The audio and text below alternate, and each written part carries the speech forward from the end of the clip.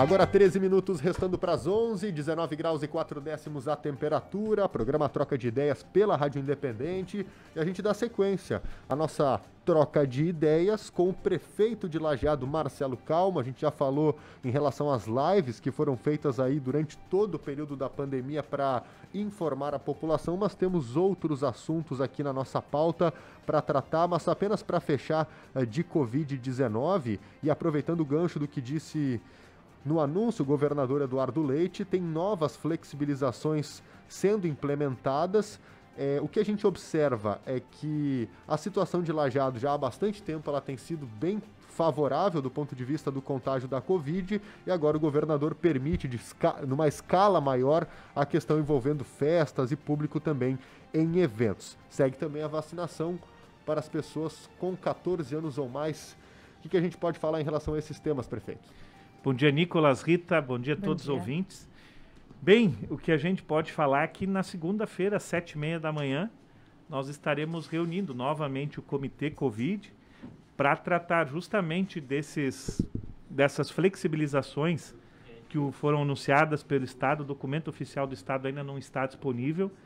E também o objetivo é conversar com o comitê sobre doses em estoque. O município tem uma quantidade importante de doses que foram encaminhadas para a segunda dose, para D2, mas a estratégia desse momento é fundamental que as pessoas busquem a segunda dose, é fundamental. E é muito importante também que a gente dê atenção para a revacinação, principalmente dos idosos acima de 60 anos. A variação que tem acontecido no hospital, ela é justamente desse público, do idoso, e por isso a gente vai concentrar efetivamente esforço em completar o ciclo da D2 e uma atenção muito específica, muito especial na revacinação dos idosos, então, dos profissionais da saúde e assim por diante. Um ponto, né, dessas novidades aí, dessas flexibilizações anunciadas pelo governador Eduardo Leite é em relação à exigência, né, da comprovação da vacinação nos eventos sociais, eventos de entretenimento, enfim, eventos em geral. E como é que esse Lajeado vai se colocar nessa situação? Vai fazer essa exigência? Quais serão os eventos onde serão exigidos? Primeira dose, as 2 doses, como será? Bem, isso tudo depende do regramento, do decreto estadual que vai unificar isso em todo o estado. E aí Lajeado seguirá esse regramento do estadual? Segue. A gente tem seguido assim, essas regras gerais estabelecidas pelo estado, a gente tem seguido.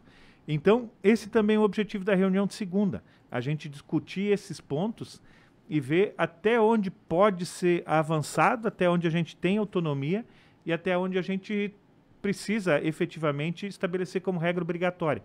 Mas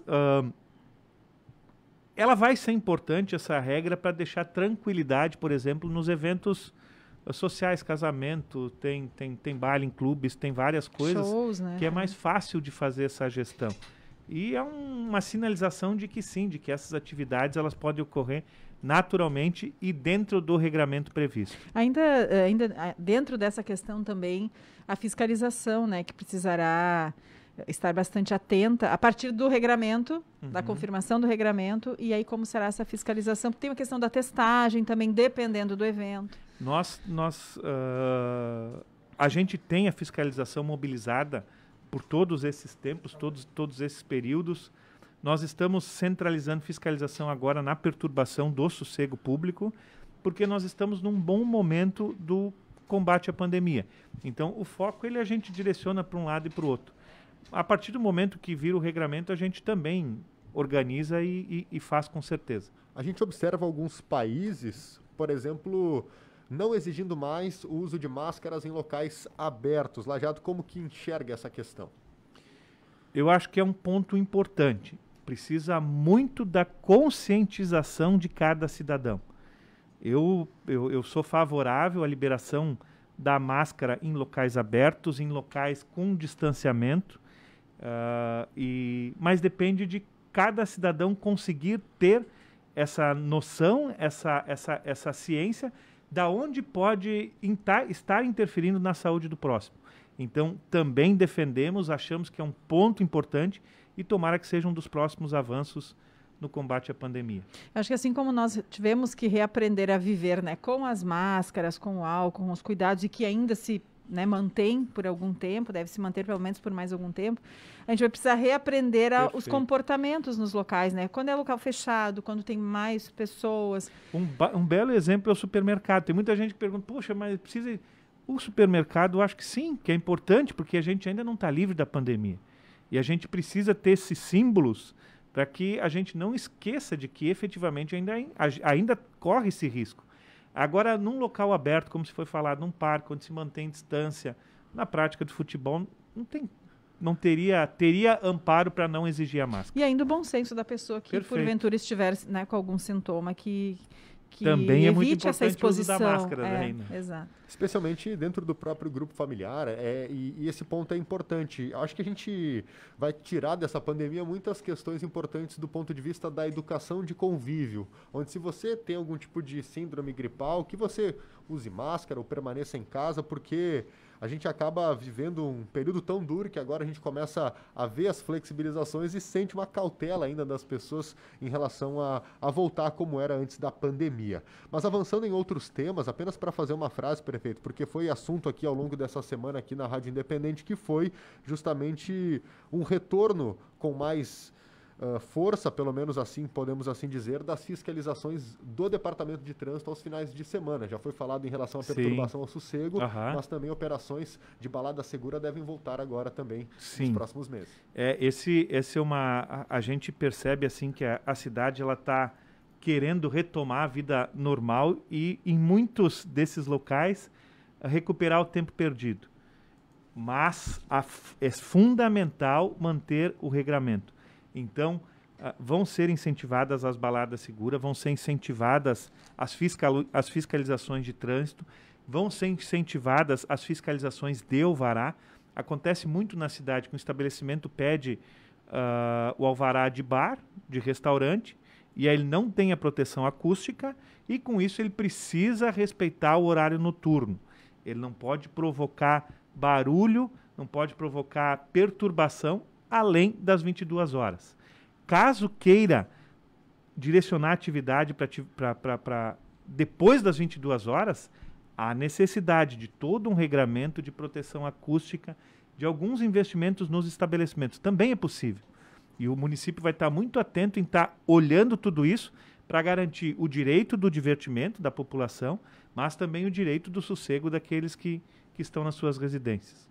Prefeito de Lajeado, Marcelo Calmo, um outro assunto que ganhou destaque durante a semana foram em relação às denúncias, em relação às cargas dos caminhões utilizados nas obras no Parque Ney Santos Arruda e a situação também da agressão ao assessor, né, do vereador Ranzi.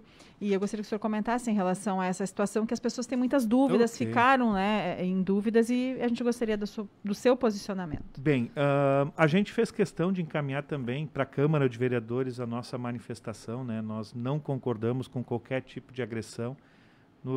Estamos procurando entender o que efetivamente aconteceu naquela segunda-feira. Independente do que aconteceu, não se admite agressão. Por outro lado, sobre as obras lá no Parque Ney Arruda, e principalmente aquele caminho que tem sido feito e que já tem atraído uma grande quantidade de pessoas, é uma obra que acontece em etapas. Nesse momento, nós nos preocupamos em fazer o aterro, em permitir aquele local para que as pessoas, que depois ele vai sofrer outras interferências, então para que as pessoas tenham aquele acesso muito próximo ao rio. Nós temos licitação de hora de caminhão, então o pagamento não acontece pela carga e sim pela hora trabalhada, e é um local diferente de trabalho.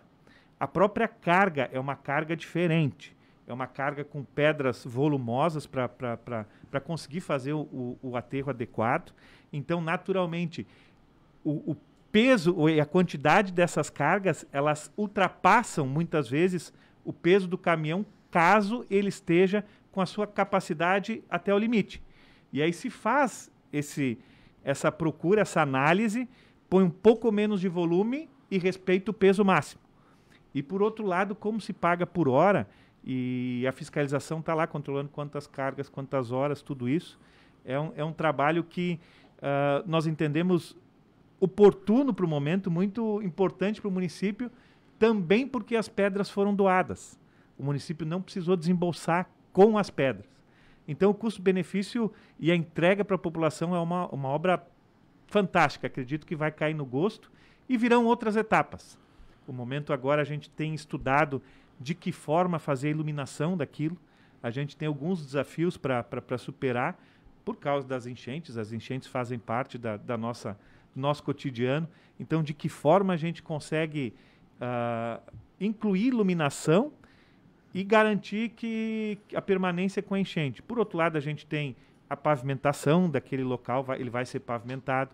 Nós temos acessos de cadeirantes, acessos do público em geral, mas tudo isso são projetos para frente. Nesse momento, se a gente manteve a atenção no aterro e na base lá que vai propiciar tudo isso depois. É claro que esse parque a gente observa com muito bons olhos esse movimento que está sendo feito, mas ao mesmo tempo a gente espera da prefeitura que faça a fiscalização. Essa questão das horas, logicamente, se o caminhão tiver menos carga, ele fará mais viagens e dará mais horas. Mas aí entra o peso também, não dá para desconsiderar um dos elementos. O caminhão, ele tem um limite de peso, que é a tora. E pelo local, pela dificuldade, todo esse trabalho foi feito sem nenhum acidente lá. Um trabalho de risco, um trabalho que não é comum, um trabalho com descida de caminhão carregado, muito rente ao rio, e deu tudo certo. Então, tenho certeza que os documentos estão à disposição e a entrega vai ser muito boa. Bom, a gente deixa esse questionamento, não cabe nem ao próprio prefeito que está buscando informações entender o porquê houve essa agressão, que a gente sempre estranha, o porquê de haver essa agressão, mas em relação ainda a esse relacionamento com a Câmara de Vereadores, prefeito, a gente está aí nessa novela envolvendo esse projeto do Executivo para a possibilidade de abertura do comércio aos domingos. Está uma articulação ferrenha, onde muitas vezes se tornou uma disputa de força entre Câmara e Prefeitura e muito mais do que o projeto em si. Se fala muito pouco do projeto, está se falando muito mais na 7-6, 7-7... Pois, então é uma contagem de votos. Esse é uma temática própria da Câmara. O Executivo, assim, ele fica muito satisfeito com o diálogo, com a proximidade dos sindicatos, com a sensibilização dos dois lados de que, sim, isso é importante para a cidade, e esse acordo que foi firmado entre os sindicatos e que, consequentemente, ele permite as atividades, já é um ganho muito grande para a cidade. Já é um ganho muito grande. Contudo, o Executivo defende que, caso não ocorra o acordo, mesmo assim, a pessoa tem direito de trabalhar caso ela entenda conveniente, necessário e oportuno. Então, é esse o ponto que hoje se resume. Mas o avanço e a garantia de que a gente vai poder ter um Natal ou outras atividades, porque o acordo está assinado, onde os empreendedores, eles vão poder trabalhar e respeitando as regras da CLT, a CLT que garante tudo isso, não é o sindicato. Quem garante o direito dos trabalhadores, ele está lá na lei geral, na lei nacional, consolidação das leis do trabalho. Então, é um avanço de cidade importante também as discussões. Bom, prefeito, apenas para fazer uma frase em relação a essa emenda, como que a prefeitura avalia a emenda que inclui o sindicato na discussão? Essa emenda ela ainda não foi apreciada pelas comissões e ainda não chegou diretamente a nós. Então, é importante deixar os vereadores trabalharem, verem toda a questão da legalidade, essa coisa toda. E voltando para o Executivo, daí a gente entra em campo de novo. Muito bem. Deixa eu só citar aqui a participação de alguns ouvintes. Nosso ouvinte diz o seguinte: tem um filho de 2 anos. Ele adora sair de casa de máscara, nunca se esquece, sempre lembra dela. É a Eveline. E também a Ana Cristina, em relação ao tema de perturbação ao sossego, pede para que se dê uma atenção ao bairro Jardim do Cedro, na rua Antônio Silvestre Arenhardt. É a Ana Cristina que deixa esse registro. E apenas para citar também em relação a uma situação que a gente já trouxe mais cedo na programação e que o secretário de obras, o Fabiano Bergman, no Medonho, prontamente já nos trouxe o retorno, que é em relação a Pedro Ruschel Sobrinho, no bairro Carneiros em relação à situação dos buracos. O secretário se comprometeu a dar uma averiguada nessa situação. Ok. O que acontece é que o pessoal está se empolgando, né? E por isso que às vezes acontecem essas perturbações. Aí perfeito. o pessoal passou agora um pouco aquela fase... E grande parte destes problemas, eles são entre vizinhos.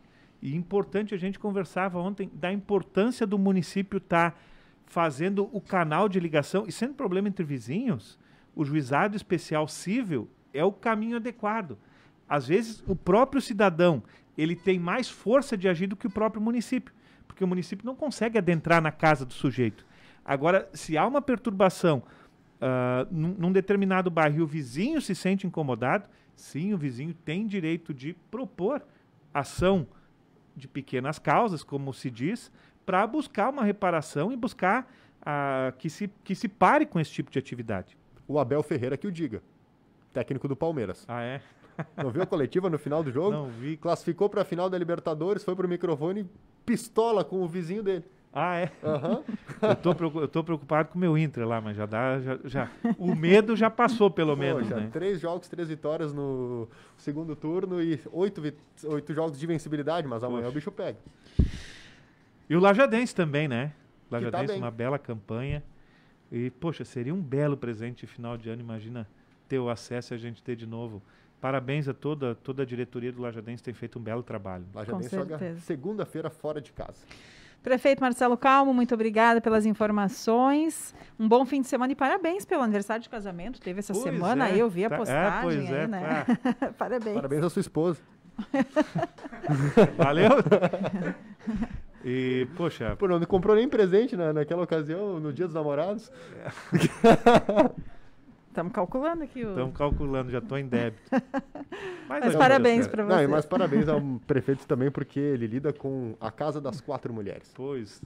Grande abraço, pessoal. Abraço, valeu. bom fim de. 11h04, temperatura em 19,7, Independente Notícias, intervalo e já voltamos.